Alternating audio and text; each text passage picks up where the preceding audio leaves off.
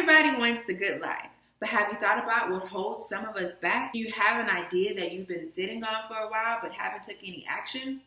Do you really just wish you had a friend to motivate you along the way? Well, let's be friends. The fear of success. This is going to be a 4-part video series where we're going to break down what fear is and how to conquer it. What you mean? I ain't scared of nothing. I've taken fear and I've broken it down into 4 parts. We're going to start with failure. Then we're going to go to environment, accountability, and risk. Today, we're going to start with failure, and it's not an option. Hey, I failed at a lot of things.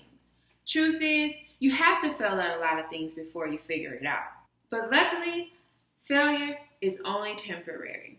It's not a true sign of defeat unless you quit. Listen, I get it. Nobody likes to talk about their failures. So I'm going to talk about mine. I've always been an entrepreneur. In middle school, I sold candy until the principal shut me down. High school, I braided hair, the boys' basketball team, the girls' volleyball teams. I did quick weaves, sew-ins. I was rich. I also tried out for the basketball team.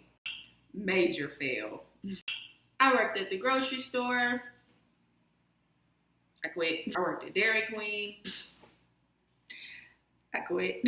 I tried to be a model. I did beauty pageants. I actually won second runner-up in Miss Texas Junior Teen Pageant thing. In modeling, I always made an excuse. I never wanted to be the girl. I wanted to be the girl behind the girl. I didn't want nobody touching my face. I don't want to wear all of that makeup. I wanted to be the boss. I wanted to be Oprah, not Tyra. I got a degree in human resource management. Don't use that shit. I worked corporate for 3 years. I was a mail clerk, receptionist, secretary, copy printer fixer. I quit. Hated that job. I did resumes. I was a makeup artist for a little while. Booking info and bio. Shit. I was a Twin Peaks girl for 2 days. I fucking quit. I moved to Miami. I went to the Art Institute of Miami. I studied fashion merchandising. I was a stylist. Well, kinda. I worked at Nordstrom. I quit. This was after I got my degree, y'all. Then I started Urban Lux. Urban Lux was my baby. It was a fashion blog that I started in 2012. I sold beanies. I made brochures. I made t-shirts, the whole 9 yards, honey. What can I say? I'm a hustler. I'm a hustler. At first, my idea started off as an app. When I couldn't find a developer, I decided to make it a blog. So I started off with the fashion review. And I created a website, and after I got my first 2 sales, I quit. See, the thing is, every time I got big or I got good at something, I quit because I was afraid of success too. See, the fear of success is really real. You're afraid of success because you don't know what it's like.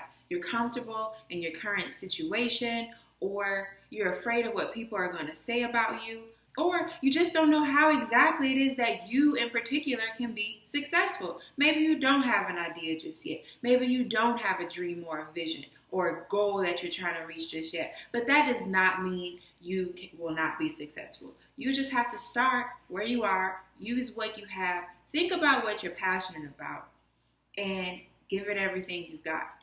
Today, we're going to talk about failures. Nobody likes to talk about failures, so I started with mine. What exactly is failure? Webster's dictionary defines failure as a failure to perform a duty or expected action. The lack of success of falling short. I personally define failure as feeling or thinking you have been defeated. Since I've defined failure as feeling or thinking defeated, I've broken failure down into 2 types. The first is predetermined failure. This is what I like to call the before effect. This is when you're thinking defeated. So I'm going to break predetermined failure down into 3 parts. Don't get scared now. The first part is imagining the worst case scenario. This is when you visualize defeat before it even happens. I remember one time in high school, I decided to throw a party. I had a good cause because I was trying to raise money for a beauty pageant that I was participating in. So I figured if I invested a little bit, then I could get a return on my investment. And I was so afraid that no one would show up. But I had a couple girls that were down to throw the party with me. But I never really put a lot of idea into throwing this party. I didn't do a lot of promoting. I just figured people would show up. And guess what? No one showed up. That's right.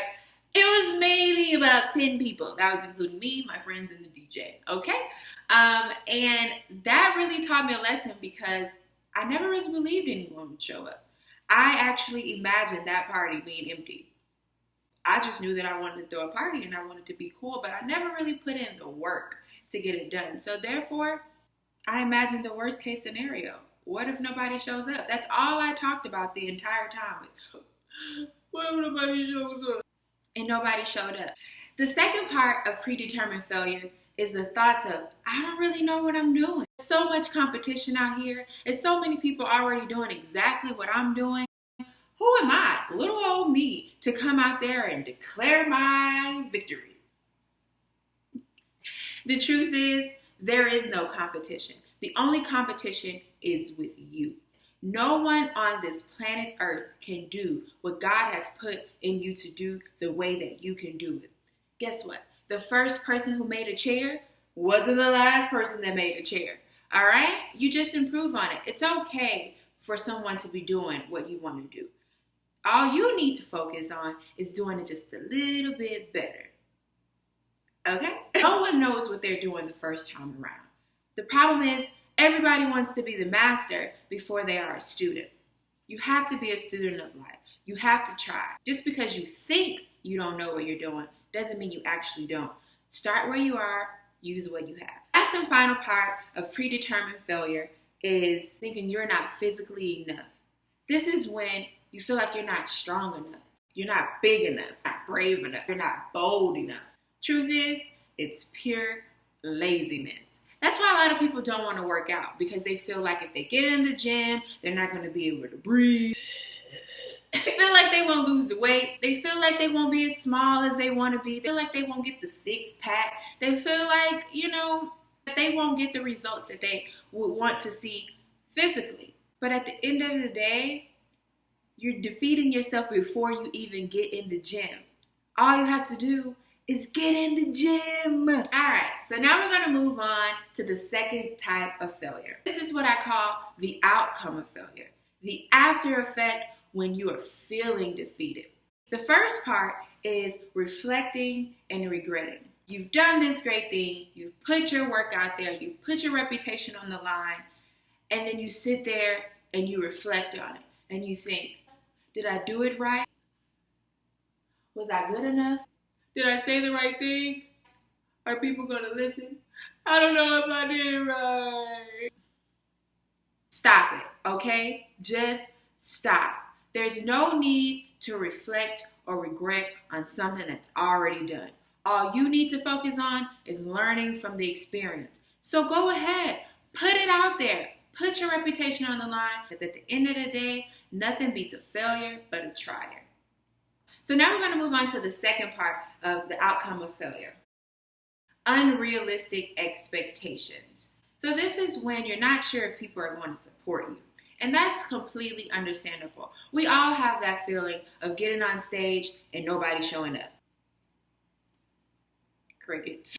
The thing about that is when we put our work out there, we expect everybody to give us a round of applause.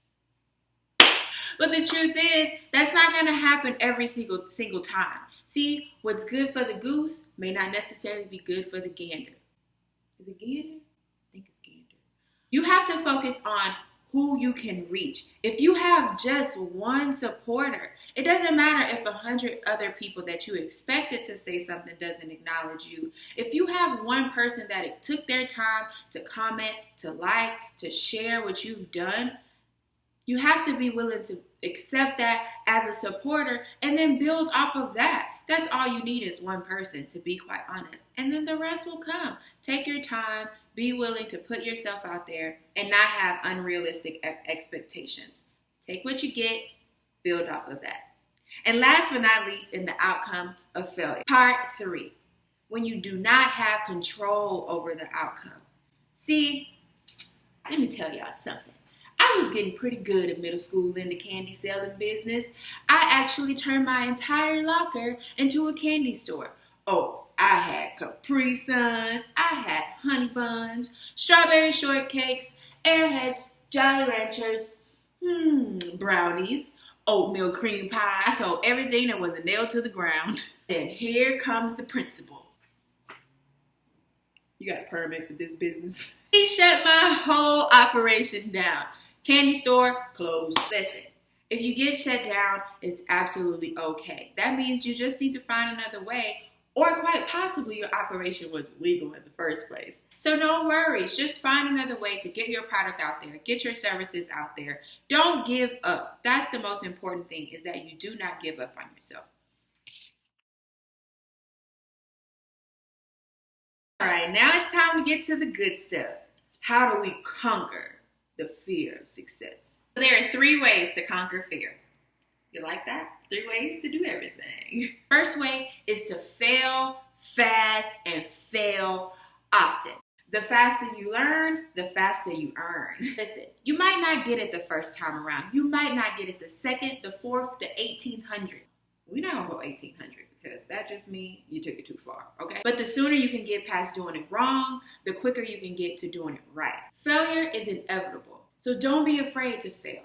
Don't be afraid to fail. You're gonna fail, but it's okay. Learn from your mistake, learn from the experience, keep it pushing. The second way to conquer failure is knowing that failure is a temporary event and not a permanent situation. Failure is a beginner's fear. It's when you first start something and you're just not certain of what's going to happen. So once you can get past doing it the first time, maybe even the second or the third, you're more likely to be a little more comfortable with doing it. So remember, it's just temporary. That feeling you feel, that thought that you have is a temporary thought of failure. If you can just push yourself to move past that, then you're on your way to conquering your fear of failure. And last but not least, the third way to conquer failure is to not cheat yourself. Give it 100 per single. Did I just say per single? Give it everything you got every single time. See, when you know you cheated yourself and didn't give it 100% effort, you'll have an ongoing message in your head that you know you didn't try. You know you didn't give it everything. I wish I would have gave it more. I knew I had it in me. I wish I would have did my best. And you never want those feelings. So if you give it everything you got every single time, you know within your heart of hearts that either it's not for you or that you need to try a little bit harder. The fear of success is real. A lot of us are just really uncertain of how to be successful. So that's why this video is in 4 parts. We already talked about the failure. Next, we're going to talk about the environment that you're in. Is the environment that you're in conducive to your success, to your thoughts, to who you want to be in life? I don't want to get too much into the details. So after we talk about environment, we're going to talk about accountability. This is being accountable for your actions, being accountable for who you want to be, and taking control of your life. Without giving too much of that away, the last and final thing we're going to talk about is risk. If you're willing to risk it all, ride or die, win or perish, you got to put it all on the line, baby, when you want to be successful. You want to see them M's. All right, y'all. So thank you again for watching this video. I want you to like, comment, share this video if you found it to be useful. Don't forget to subscribe to my YouTube channel. I don't know if it's over here or over here, but wherever it is, don't forget to subscribe. Don't forget to give me some kind of feedback. It's greatly appreciated.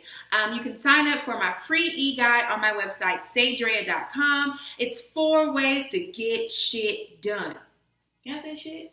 I can say shit. It's my channel. I can say shit. All right, that's it. See you guys later.